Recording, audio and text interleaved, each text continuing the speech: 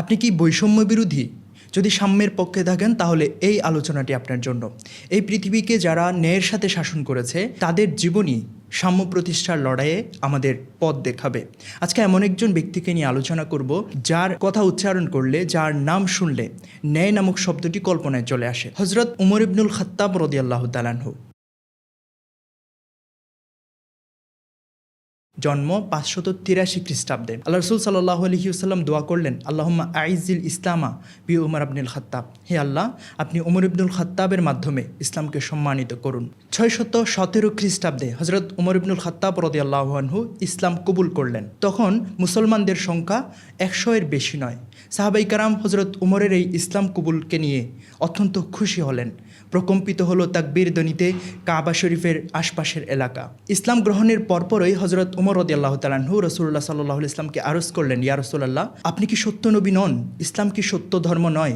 নবী সাল্লাল্লাহু আলাইহি ওয়াসাল্লাম বললেন, অবশ্যই আমি সত্য নবী, অবশ্যই ইসলাম ধর্ম সত্য ধর্ম। এবার উমর ফারুক রাদিয়াল্লাহু আনহু বললেন, তাহলে ইয়া রাসূলুল্লাহ, কেন এত গোপনীয়তা? আমরা কেন প্রকাশ্যে নামাজ আদায় করব না? কেন প্রকাশ্যে ইসলামের বাণী সবার কাছে পৌঁছাবো না? তখন সাহাবায়ে কেরাম দুটি কাতারে বিভক্ত হলেন।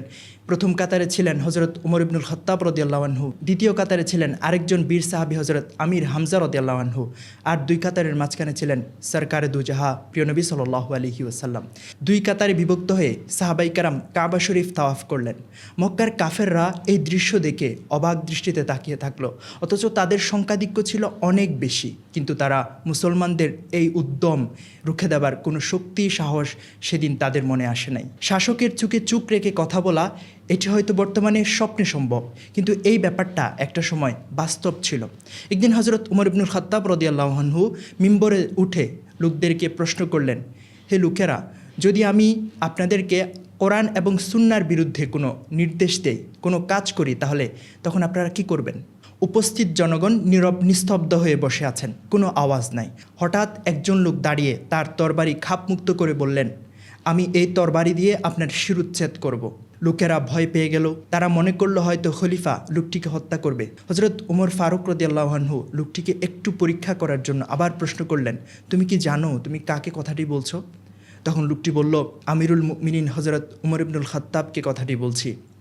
তখন উমর ইবনুল খাত্তাব রাদিয়াল্লাহু আনহু মিম্বর থেকে নেমে এসে সেই লোকটিকে জড়িয়ে ধরলেন এবং বললেন, আল্লাহর কাছে শুকরিয়া আদায় করছি, তিনি আমাদের মাঝে এমন এমন লোক রেখেছেন যাদের কারণে কোনো খলিফা আল্লাহর আদেশ অমান্য করবে না, কোনো অন্যায় কাজের আদেশ দিবে না, সৎপথ থেকে বিচ্যুত হবে না।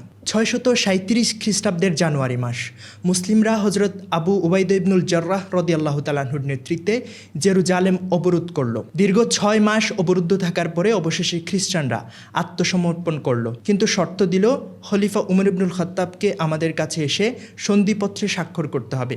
আবু উবাইদা ইবনুল জাররাহ রাদিয়াল্লাহু তাআলা আনহু হযরত উমর রাদিয়াল্লাহু তাআলা আনহুকে এই কথা চিঠির মাধ্যমে জানিয়ে দিলেন। ইবনুল জাররাহ রাদিয়াল্লাহু তাআলা আনহুর চিঠি পেয়ে হযরত উমর রাদিয়াল্লাহু তাআলা আনহু একজন গোলাম এবং একটি উট নিয়ে জেরুজালেমের পথে যাত্রা করলেন। পালাক্রমে কিছুক্ষণ গোলাম, কিছুক্ষণ খলিফা উটের উপরে বসে পুরো পথ পাড়ি দিলেন। অবশেষে মুসলিম জাহানের খলিফা জেরুজালেমে প্রবেশ করছেন। না, সেখানে কোনো অতিরিক্ত প্রোটোকল ছিল না, ছিল না শত শত গাড়ির বহর, ছিল না অতিরিক্ত নিরাপত্তা। জেরুজালেমে প্রবেশের সময় উটের উপরে বসা ছিল গোলাম, আর উটের রশি ছিল অর্ধজাহানের খলিফা হযরত উমর ইবনুল খাত্তাব রাদিয়াল্লাহু তাআলা আনহুর হাতে, যিনি 22 লক্ষ বর্গ মাইলের বিশাল সাম্রাজ্যের খলিফা ছিলেন। খ্রিস্টানরা এই দৃশ্য দেখে অত্যন্ত অবাক হলো।